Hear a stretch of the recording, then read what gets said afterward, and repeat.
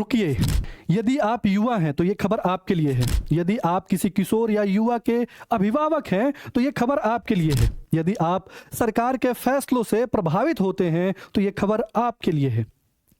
जरा सोचिए, आप अपने बच्चों को स्कूल में भेजते हैं, कॉलेज में भेजते हैं कि वो अच्छी शिक्षा ग्रहण करे और रोजगार प्राप्त करे, और वहां से बच्चा निकलता है लेकिन उसके पास स्किल नहीं होता।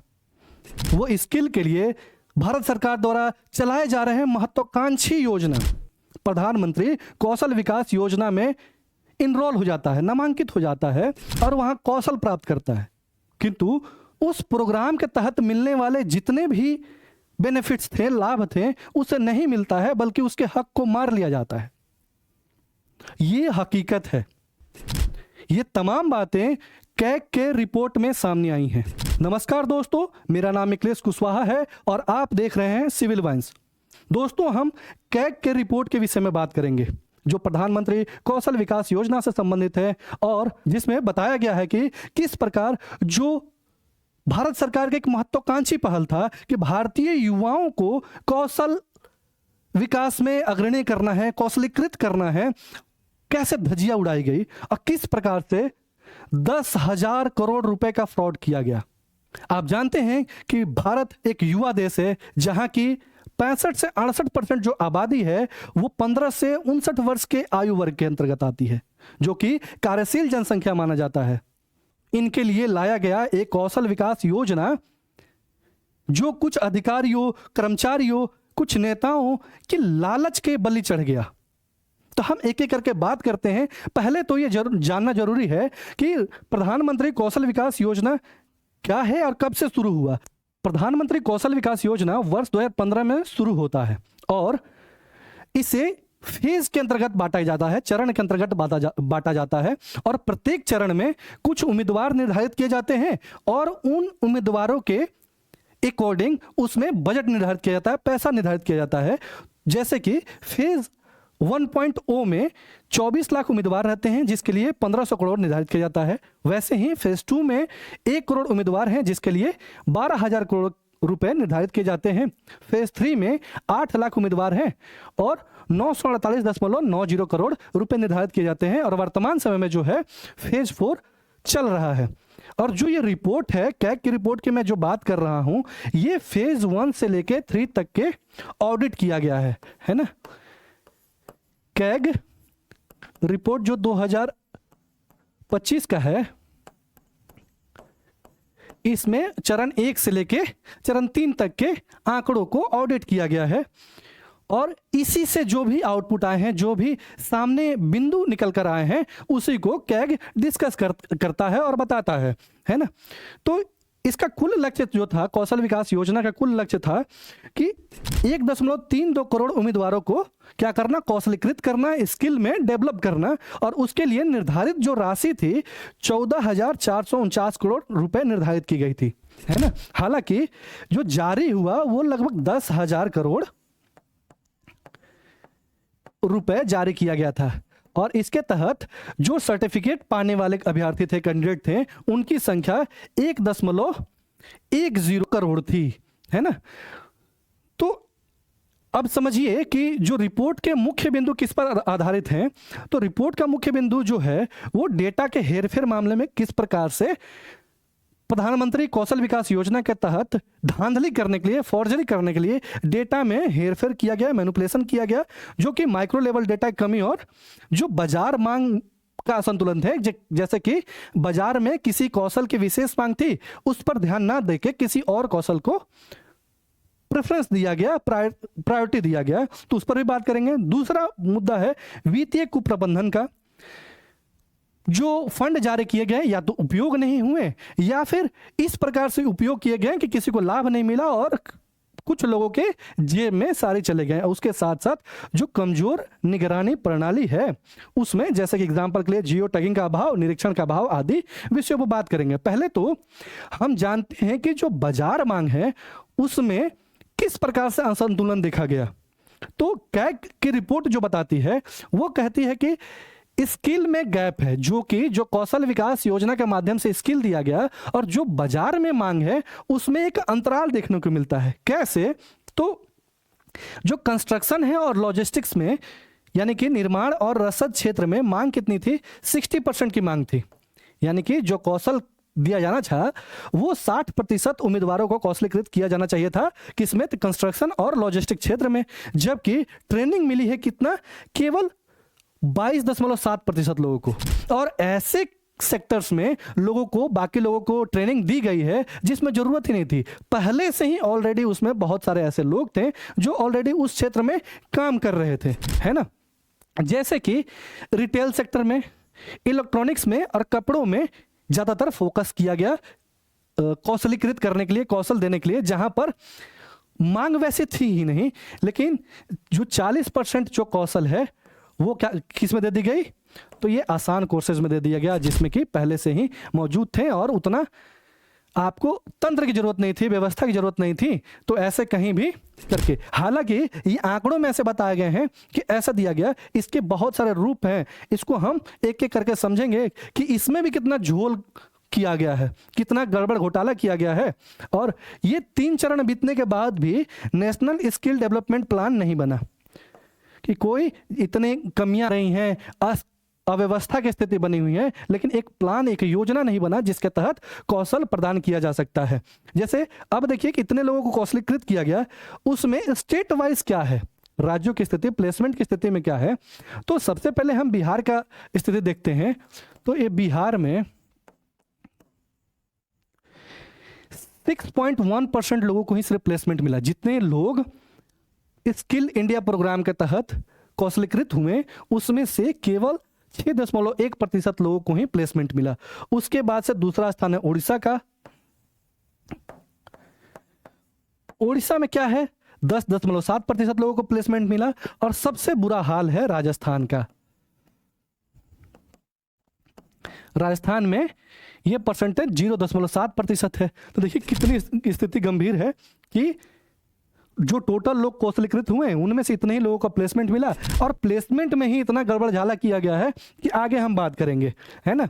और इसके अलावा फंड का कैसे मिसयूज हुआ, फंड कैसे सही तरीके से टारगेटेड वे में नहीं उपयोग हुआ, उसको देखते हैं। कि जो सेंटर का फंड था, है ना, इस प्रोग्राम के तहत जो सेंटर का फंड था उसको नेशनल स्किल डेवलपमेंट कॉरपोरेशन द्वारा मैनेज किया जा रहा था। और इसका कार्य यह था कि जो फंड है वो डिस्ट्रिक्ट कमेटी को भी ट्रांसफर की जानी चाहिए, जिससे कि वो क्या करेगी कि जागरूकता फैलाएगी जिलों में स्किल डेवलपमेंट को लेके, है ना। और पैसा नहीं मिला। पैसा कैसे? 32.21 करोड़ रुपया रोक लिया गया। किसके द्वारा? तो NSDC के द्वारा रोक लिया गया, जिससे कि डिस्ट्रिक्ट कमेटी है, जो जिला स्किल कमेटी है ना, कौशल कमिटीज हैं, उसको नहीं मिला और पैसा नहीं मिला, जिससे कि जमीनी स्तर पर योजना फेल हो गई और ना जागरूकता बढ़ा, ना ही क्रियान्वयन सही ढंग से हो पाया, है ना। और जो डेटा मैनिपुलेशन की बात है, डेटा मैनिपुलेशन में देखिए कितना गड़बड़ी की गई है, कितनी ज़्यादा स्थिति गंभीर बनाई गई है कि जो 6.5 लाख उम्मीदवार है ना, 6.54 लाख उम्मीदवार, वो जो निर्धारित उम्र सीमा है, जो पात्रता की उम्र सीमा है, उससे 6.5 लाख उम्मीदवार कम है। यानी कि किसी योजना के लिए 18 वर्ष की निर्धारित सीमा रखी गई है कि 18 वर्ष से कम का कोई भी व्यक्ति इस योजना के तहत पंजीकृत नहीं हो सकता और ना ही स्किल पा सकता है। लेकिन बहुत सारे मामलों में ऐसा देखने को मिला कि जो कि 18 वर्ष से कम है, या फिर किसी योजना के लिए 20 वर्ष निर्धारित आयु सीमा है, लेकिन उससे कम आयु वर्ग के व्यक्तियों को प्रशिक्षण देने का दावा किया गया, जो कि एक गड़बड़ी को दिखाता है। उदाहरण के लिए हम देखते हैं कि ग्रुप फार्मिंग में क्या किया गया, 5214 व्यक्ति को स्किल किया गया। जबकि ग्रुप फार्मिंग के लिए क्या था? ग्रुप फार्मिंग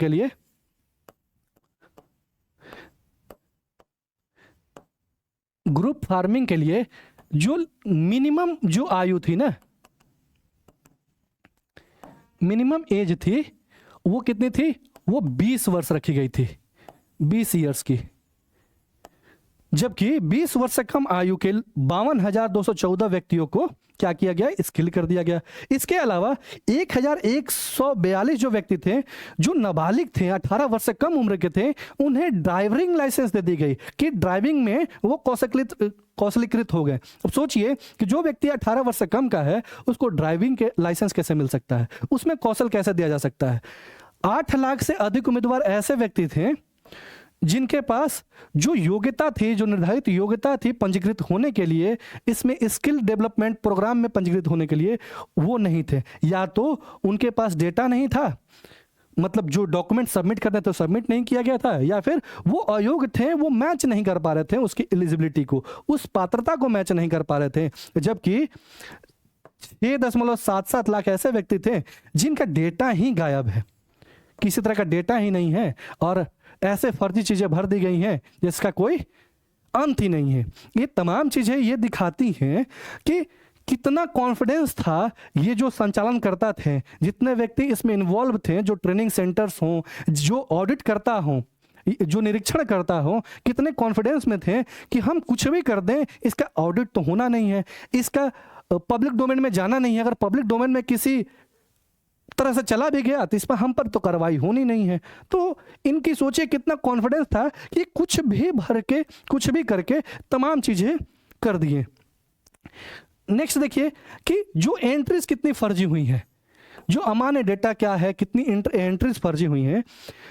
जो 94.53% खाते हैं ना टोटल, जैसे कि आप जानते हैं कि जो व्यक्ति स्किल इंडिया प्रोग्राम के तहत, जो प्रधानमंत्री कौशल विकास योजना के तहत वो अगर कौशलीकृत होता है तो एक प्रोत्साहन राशि के रूप में 500 रुपये उनके खाते में भेजा जाता है सरकार के द्वारा। लेकिन वो जो खाते थे, अकाउंट, बैंक अकाउंट थे, उनमें कितना गड़बड़ घोटाला किया गया है वो समझिए कि 90.66 लाख जो खाते हैं, जितने भी कैंडिडेट थे, कहा गया कि 1.1 करोड़ व्यक्तियों को प्रशिक्षण मिला, यानी प्रशिक्षण मिला है इतने व्यक्तियों का, तो जाहिर सी बात है कि 500 का जो प्रोत्साहन राशि था वो भी मिलना चाहिए था, है ना।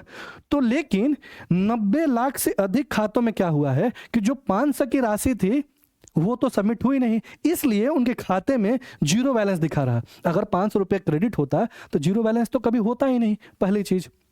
दूसरी चीज समझिए कि 52,351 उम्मीदवार जो हैं उनके लिए केवल 12,122 बैंक खातों का इस्तेमाल हुआ है, यानी कि 12,122 खाते जो हैं वो 52,381 उम्मीदवारों के लिए इस्तेमाल किए गए हैं।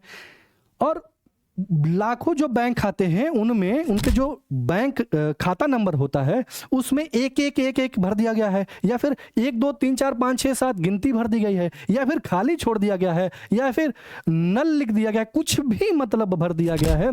तो लाखों खातों का यही स्थिति है। मोबाइल के बारे में देखिए तो मोबाइल के बारे में या तो गड़बड़ मोबाइल नंबर डाला गया है, या फिर ऐसे जो नंबर डाल दिए गए हैं जो कि कभी भी संभव ही नहीं है। उदाहरण के लिए 9999 कई बार डाल दिया गया, 7777 कई बार डाल दिया गया। तो ये एक बहुत बड़ा मतलब बलंडर था। और उसी के साथ साथ जो ईमेल आईडी है या तो फर्जी है, कुछ भी एबीसीडी भर दिए हैं, या फिर एक ही व्यक्ति का ईमेल आईडी हजारों की संख्या में लोगों में भर दिया गया है। इसके अलावा कैसे फंड का मिसयूज होता है कि एक नीलिमा मूवी पिक्चर्स है, ठीक है, वो क्या करती है कि दावा करती है कि मीडिया वगैरह में, जो मीडिया के क्षेत्र में हो, जो एक्टिंग के क्षेत्र में हो, उसमें हम लोगों को प्रशिक्षण देते हैं, ठीक। और वो क्या करती है 33,493 लोगों को एक प्लेसमेंट दिखा देती है कि भाई मेरे थ्रू इतने लोगों को प्लेसमेंट हुआ है, और वो सरकार से बेनिफिट उठा लेती है। लेकिन जब सीएजी इस बात की जांच करता है, ऑडिट करता है और जमीन पर पहुंचता है, जाके देखता है तो ये जो नीलिमा मूविंग पिक्चर्स है वो एग्जिस्ट ही नहीं करती। जो एड्रेस है जहां पर रहना चाहिए था वहां पर कुछ ऐसा है ही नहीं। डॉक्यूमेंट में मैं दिखा दूंगा, ये सिर्फ वहां का फोटोज लगा हुआ है सीएजी के रिपोर्ट में, वैसा कुछ एग्जिस्ट ही नहीं करता है। तो ये फर्जी प्लेसमेंट करके लाभ उठाया गया। इसके अलावा केरल का एक मामला है जिसमें फर्जी दस्तावेज ले लिया गया है, और उसके तहत क्या किया गया है 22.33 लाख रुपए की वसूली की गई है, जिसको बाद में सरकार ने अपने पास वसूल किया, वापस लिया। तो ये एक तरह का गड़बड़ घोटाला है। उसके अलावा एक ही फोटो को अलग अलग जगह पर इस्तेमाल किया गया है। जो हम राजस्थान के क्षेत्र में, जो हम मध्य प्रदेश के क्षेत्र में मान लीजिए इस्तेमाल कर रहे हैं, वही सेम फोटो को बिहार या उत्तर प्रदेश के क्षेत्र में भी इस्तेमाल किया गया है। मतलब फर्जीवाड़ा का चरम है। जैसे उदाहरण के लिए आप फोटो देखिए कि ये एक फोटो दिखेगा कि बैच नंबर है 68501, जो कि बहराइच उत्तर प्रदेश का बताया जा रहा है। जो कैगर रिपोर्ट है उसमें जो पीडीएफ है उसमें ये शामिल किया गया है। सेम वही, सिर्फ क्या किया गया है, जो लेडीज हैं, ये 2 लेडीज का फोटो आप देखेंगे, इन दोनों लेडीज को काट के बैच नंबर 68922 में श्रावस्ती उत्तर प्रदेश में भी शामिल कर दिया गया है कि ये लोग यहां पर भी हैं, यहां पर भी हैं। सोचिए कितना बड़ा ब्लंडर है कि एक ही व्यक्ति 2 जगह से कैसे। सेम ऐसे ही ये जलगांव महाराष्ट्र का फोटो है इस बच्ची का, लड़की का, और ये दूसरा श्री गंगानगर राजस्थान का दिखाया गया है इसी सेम लड़की का। देखिए इसके अलावा और भी फोटोज हैं। फोटो जैसे कि ये बैच नंबर 57241 है गया बिहार का, और सेम यही बैच नंबर 67518 है बहराइच उत्तर प्रदेश का। एक ही फोटो को कई बार इस्तेमाल किया गया है। मतलब वो इस बात के लिए आश्वस्त हैं, जो ट्रेनिंग सेंटर्स हैं या फिर जो निरीक्षण करता है, जो अधिकारी हैं, जो इससे जुड़े हुए व्यक्ति हैं, जो लोग हैं, इस बात के लिए आश्वस्त हैं कि भाई हम कुछ भी कर देंगे, कोई ऑडिट, कोई लेना देना नहीं है, और पूरे कॉन्फिडेंस में चीजें कर रहे थे। क्योंकि अगर व्यक्ति अगर चोरी छिपे कर रहा होता तो इतना बड़ा बड़ा कांड नहीं करता, है ना। कि कोई अंधा व्यक्ति भी अगर सोच ले तो उसको समझ में आ जाए कि भाई इतना बड़ा कांड हो सकता है। अगर एक बच्चा भी अगर डॉक्यूमेंट पढ़े तो वो तुरंत डाउट में आ जाएगा कि सेम दोनों महिलाएं जो गया में हैं, वही सेम महिलाएं बहराइच में कैसे हो गई। एक ही 2 महिला जो है एक जगह कौशलकृत हो ही गई, उसको लाभ मिल गया, तो दूसरी जगह कैसे हो सकता है। ये तो कोई भी व्यक्ति समझ सकता है। इसके अलावा क्या है कि एक जयपुर में कल्चरल सोसाइटी है, ठीक है, वो क्या करती है कि अपने कौशल देने के लिए लोगों को कहती है कि मैंने कौशल दिया है, और अपने इसको प्रूफ के तौर पर जाहिर करने के लिए वो अखबार में छपवा देती है। अखबार में छपवा के क्या करती है कि पुराने अखबार का जो डेट है वो बदल के और उसको एज अ प्रूफ सबमिट कर देती है। जैसे कि इसको देखिए, ये है, इसमें दावा करती है company Jaipur cultural society JCS दावा करती है कि मैंने 56,203 लोगों को एज ए एम्प्लॉय हायर किया, सर्टिफिकेट दिया, है ना। और किस क्षेत्र में, तो मीडिया और एंटरटेनमेंट सेक्टर में हमने 56,203 पर्सन्स को कौशलीकृत किया और सर्टिफिकेट दिया, है ना। और सर्टिफिकेट दिया, उसके लिए मैंने एक प्रोग्राम किया और बाकायदे सर्टिफिकेट बांटा गया। और ये प्रूफ के तौर पे क्या किया गया कि एक फोटो लगाया गया जिसमें लिखा हुआ है कौशल विकास योजना प्रमाण पत्र वितरण, और न्यूज़पेपर कटिंग लगाई गई। लेकिन इस पर गौर करने पर यह समझ में आ रहा है कि जो मटेरियल है वो चारों कटिंग में एक ही है। जो बातें लिखी गई हैं इसमें चारों कटिंग में एक ही लिखी गई हैं, लेकिन अंतर कहाँ है कि ये 26/2/2020 का कटिंग है, इसमें कहा गया है कि ये 3/3/2020 का है, यानी कि ये फरवरी का था, ये मार्च का है। इसके अलावा ये 31 फरवरी का है, ये 26 फरवरी का था, 31 फरवरी का। उसके अलावा ये 28 फरवरी का है 2020 का। चारों कटिंग एक ही है, लेकिन बस डेट बदल दिया गया है। तो ये फर्जीवाड़ा का, गड़बड़ झाला का ये एग्जाम्पल है।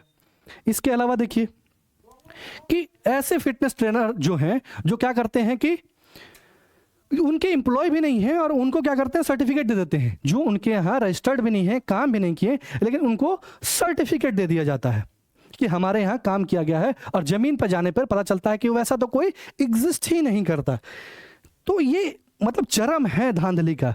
और निगरानी तंत्र की जो पर्यवेक्षण होना चाहिए था, जो मॉनिटरिंग होनी चाहिए थी, जिस लेवल की कमियां हैं कि मतलब मान लीजिए कि ये जो तंत्र में शामिल लोग हैं, ये शुरुआत से ही इनकी मंशा थी कि ये जो पैसे हैं 10,000 करोड़ हैं, 14,000 करोड़ हैं, इसको ढक लेना है, दबा लेना है और पचा लेना है। जिसका उदाहरण हमें ये जो निगरानी तंत्र है इसमें देखने को मिलेगा।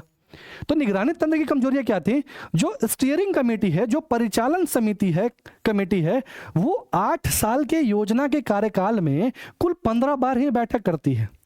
सोचिए कि अगर 15 बार जो बैठक करते हैं, सिर्फ 15 बार बैठक करते हैं, वो क्या ही डेली के मुद्दों पर बात कर पाएंगे? क्या ही उसमें जो विकास की गतिविधियां हो रही हैं, जो चेंजेज हो रहे हैं, क्या ही मॉनिटर करेंगे? तो 8 सालों में केवल 15 बैठ के करती है ये परिचालन समिति। उसके अलावा क्या है कि जो जिला में योजनाएं हैं, जो 766 जिलों में 766 जिलों में से 469 जिलों में जो योजनाएं हैं वो अधूरी हैं, है ना।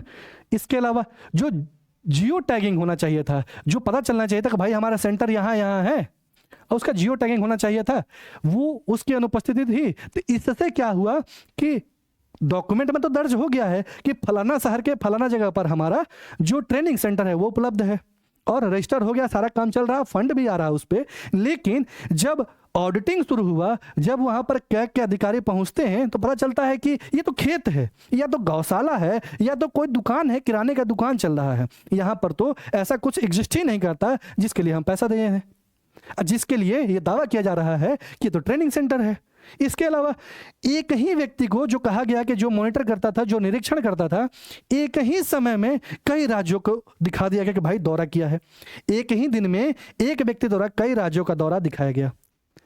सोचिए कि मतलब भूतिया स्थिति हो गई कि आज हम मध्य प्रदेश से कटनी में है, कल उत्तर प्रदेश से कौशाम्बी, आज ही उत्तर प्रदेश के कौशाम्बी में है, और उसी दिन हम बिहार के गया जिले में हैं। ये गंभीरता समझिए। हालांकि इस रिपोर्ट में केवल 8 राज्यों को ही शामिल किया गया है। जैसे 8 राज्यों में कौन है? आसाम है, बिहार है, झारखंड है, फिर यूपी है, राजस्थान है, महाराष्ट्र है, उड़ीसा है और केरल है।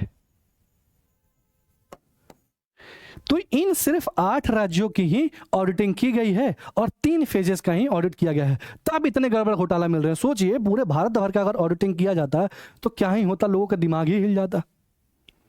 गंभीरता का आलम तो और मतलब देखिए क्या हुआ कि अब जो फीडबैक लिया जाना था कि जो भी व्यक्ति आपके यहाँ क्या करता है, इनरोल होता है, प्रशिक्षित होता है, कौशलीकृत होता है, तो आप फीडबैक लेंगे कि भाई कैसा रहा एक्सपीरियंस, क्या रहा, क्या सुधार होना चाहिए, क्या गड़बड़ियां थी, टोटल चीजें।